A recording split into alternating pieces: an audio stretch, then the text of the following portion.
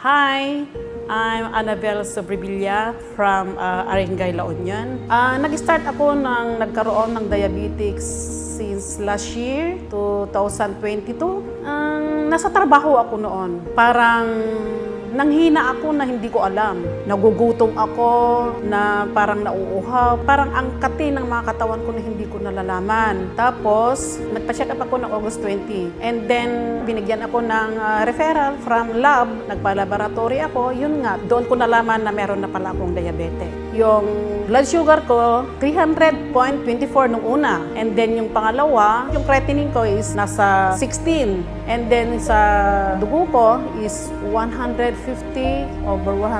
So, natakot ako noon. Natignan ng doktor ko yon na mataas lahat. Tinanong ko sa doktor ko kung bakit ang dami yung gamot na binigay sa akin. So, natakot ako talaga noon. So,